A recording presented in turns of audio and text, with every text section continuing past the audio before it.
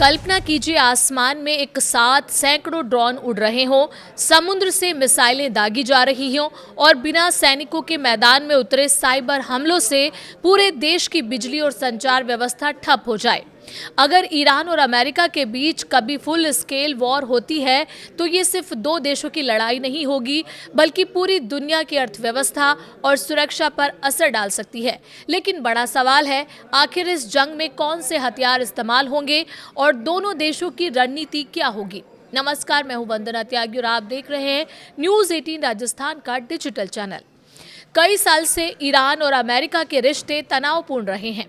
आर्थिक प्रतिबंध, परमाणु कार्यक्रम को लेकर विवाद और हालिया सैन्य घटनाओं ने दोनों देशों के बीच दूरी और बढ़ा दी है। विश्लेषकों का मानना है कि लंबे समय से चले आ रहे दबाव और संघर्षों के कारण ईरान की पारंपरिक सैन्य ताकत पहले जैसी नहीं रही। ऐसे में अगर युद्ध होता है तो ईरान सीधे मुकाबले के बजाय अलग रणनीति अपनाएगा। सवाल ये कि ईरान की रणनीति क्या होगी। ईरान जानता है कि अमेरिकी वायुसेना और नौसेना से आमने सामने की लड़ाई आसान नहीं होगी, इसलिए वो एसिमेट्रिक वॉरफेयर यानी ऐसी रणनीति अपना सकता है जिसमें छोटे लेकिन लगातार हमलों से दुश्मन को लंबे समय तक परेशान किया जाए। इसके तहत ईरान अपने सहयोगी संगठनों को सक्रिय कर सकता है और अलग अलग मोर्चों पर दबाव बनाने की कोशिश कर सकता है। ईरान के सबसे खतरनाक हथियार की बात करें तो सबसे पहले बैलिस्टिक और क्रूज मिसाइलों की बात आती है।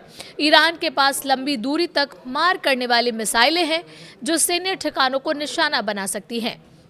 दूसरा बड़ा हथियार है शाहिद 136 जैसे आत्मघाती ड्रोन। ये कम लागत वाले लेकिन बेहद असरदार ड्रोन हैं जिन्हें बड़ी संख्या में एक साथ भेजकर एयर डिफेंस सिस्टम पर दबाव बनाया जा सकता है। तीसरा खतरा समुद्र से हो सकता है। फारस की खाड़ी और स्ट्रेट ऑफ हॉर्मुज में तेज रफ्तार नौकाएं और समुद्री बारूदी सुरंगें तेल आपूर्ति और जहाज़ों के लिए चुनौती बन सकती हैं। अब अमेरिका की रणनीति समझते हैं। अमेरिका आमतौर पर युद्ध की शुरुआत में ही भारी हवाई हमलों के जरिए दुश्मन की सैन्य क्षमता को कमजोर करने की कोशिश करता है।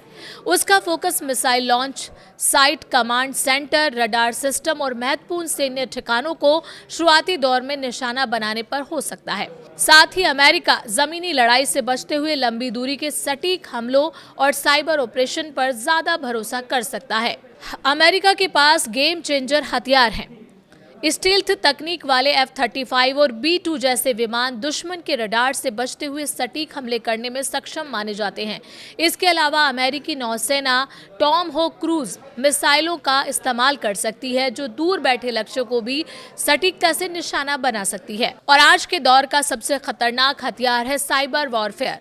कंप्यूटर नेटवर्क और संचार व्यवस्था पर हमला करे बिना पारंपरिक लड़ाई के भी बड़े नुकसान पहुंचाए जा सकते हैं। अगर कभी ईरान और अमेरिका के बीच पूर्ण युद्ध होता है तो ये सिर्फ मिसाइलों और बमों की लड़ाई नहीं होगी। इसमें ड्रोन, साइबर अटैक, इलेक्ट्रॉनिक युद्ध और समुद्री रणनीतियां भी बड़ी भूमिका निभा सकती हैं। ऐसी किसी भी जंग का असर केवल इन दो देशों तक सीमित नहीं रहेगा। तेल की कीमतों से लेकर वैश्विक व्यापार और अंतर्राष्ट्रीय सुरक्षा तक पूरी दुनिया इसकी चपेट में आ सकती है। फिलहाल ये एक संभावित परिदृश्य है और भविष्य की किसी भी सैन्य स्थिति का वास्तविक स्वरूप कई राजनीतिक और रणनीतिक परिस्थितियों पर निर्भर करेगा।